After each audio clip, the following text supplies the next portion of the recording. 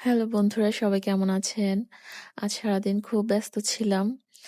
সেই ডিসেম্বরের ১০ তারিখে রূপশ্রীর বার্ষিক পরীক্ষা শেষ হওয়ার পর থেকে আজকে মানে আজকের আগের দিন পর্যন্ত ফ্রি ছিলাম। স্কুলের ঝামেলা ছিল না। তো আজকে হঠাৎ অনেকদিন পরে স্কুলে যাওয়াতে আমি আসলে কাজগুলো এলোমেলো হয়ে গেছে। তাই একটু ঝামেলায় পড়ে গেছি আর সারাদিন ফেসবুকে অত বেশি আসতে পারিনি। আর মাঝে মধ্যে আমার কেন জানি না এমনিতেও পোস্ট করতে ইচ্ছে করে না, ফেসবুকে ঢুকতে ইচ্ছে করে না, নিজের পেজ নিয়ে নিজে ডিপ্রেশনে চলে যাই। সত্যি আমি মাসে অন্তত ২-৩ বার এই সমস্যাটা আমার হয় যে এত এত পোস্ট করছি, কেন ভিউজ হচ্ছে না, ইনকাম সবাই তো মনে করছে যে পেজ চালাচ্ছি, না জানি কত ইনকাম, আসলে ইনকাম কিছুই না। ১ বছর হয়েছে মনিটাইজেশন পেয়েছি, কিন্তু সেই অনুযায়ী কিন্তু আসলেই কোনো ইনকাম নাই। তো অনেকেই বলে যে পেজ খুলেছি শখের বশে। হ্যাঁ, সবাই শখের বশে খুলে, কিন্তু মাথায় একটা ইনকামের চিন্তা সবারই থাকে। এটা কেউ অস্বীকার করতে পারবে না, আমি নিজেও করি না। অবশ্যই এটা একটা আনন্দের বিষয় যে আমি ইনকাম করব, আমি ঘরে বসে শুধু ভিডিও দিয়ে যদি ইনকাম করতে পারি। কিন্তু আসলে না, বিষয়টা অত সহজও না। অনেকে এটা ভাবলেও অনেকের বেলায় এটা সহজ না। আবার কারো কারো লাক খুব ভালো, যে খুব কম সময়ে তারা ভাইরাল হয়ে যায় বা ইনকাম এসে যায় তাদের।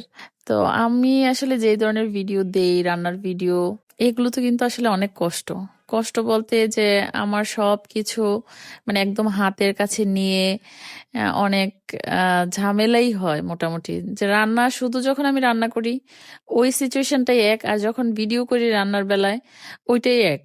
আমি দেখেছি যখন আমি মানে আমার পেজের জন্য ভিডিও করি রান্নাটা, সেক্ষেত্রে আমার প্রচুর দেরি হয়, আমার কাজের অনেক ঝামেলা হয়ে যায়। আর যখন শুধু ঘরোয়া রান্না করি মানে নিজেদের জন্য, খুব তাড়াতাড়ি আমি কাজ শেষ করতে পারি। তো যাই হোক, এখন ডিপ্রেশনটা আসলে এগুলো ভেবেই আসে যে এত কষ্ট করছি। তারপরে তো আরো বেশি কষ্ট হচ্ছে এডিটিং করা, যে একটা রান্না কিন্তু আধা ঘন্টা থেকে আরো বেশি সময় লাগে, সেই রান্নাটাকে 2-3 মিনিটে আনাটাও কিন্তু অনেক কষ্টের। এটা যারা এডিটিং করে তারা জানে। তো আসলে একটা জিনিস খেয়াল করলাম যে ফেসবুকটা আসলে অনেকটা লাক।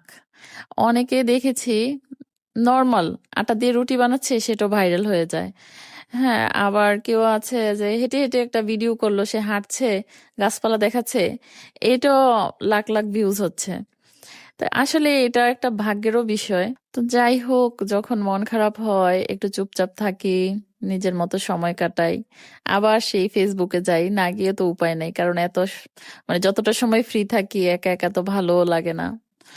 আবার বসে বসে অনেক সময় ফানি ভিডিও দেখি, তখন মাথার মধ্যে আবার শয়তান আসে যে আমি একটা ফানি ভিডিও করি। তা আমার ফানি ভিডিওগুলো কেমন লাগে অবশ্যই জানাবেন, যদি ভালো লাগে আবার ট্রাই করব করার জন্য। তো রান্না ভিডিও করতে করতে আপনাদের সাথে অনেক কথা বললাম। আর এত বড় লং ভিডিও অনেক দিন ধরেই করি না, ইচ্ছে করেই করি না আসলে। মানে অত ভিউজ হয় না, এত কষ্ট করে আসলে কি লাভ, সেজন্য ছোট ছোট রিল ছাড়ি, 15 সেকেন্ড, 20 সেকেন্ড এরকম। তো যাই হোক, এখানে আমি সবজি দিয়ে মাংস রান্না করেছি, শীতকাল আসলে আমি এটা করি, রূপশ্রী খুব পছন্দ করে যার জন্য করি। আর আপনাদের বাসায় বাচ্চা থাকলে এরকম করে রান্না করে দিবেন, শুধু মাংস খেলেই মানে বাচ্চাদের তো চাহিদা মাংস, সেই সাথে যদি একটু সবজি খাওয়ানো যায় আর কি, সেজন্যই আমি এই টেকনিকে ওকে মাংস রান্না করে দেই। তো এখন আবার রূপশ্রীকে আমি একটু খাইয়ে দিচ্ছি, এটা কিন্তু তার আসল রূপ, সে যে যে হাতে খেয়ে খেয়ে রিভিউ দেয় এটা কিন্তু ফেক। এটা হচ্ছে তার আসল রূপ, সে মোবাইল দেখে আর আমি তাকে খাইয়ে দিই। তো যাই হোক, ভালো থাকবেন সবাই, আর আশা করি সব সময় পাশে থাকবেন, সাপোর্ট করবেন, আর বেশি বেশি আমার ভিডিও দেখবেন। ধন্যবাদ সবাইকে পুরোটা ভিডিও দেখার জন্য।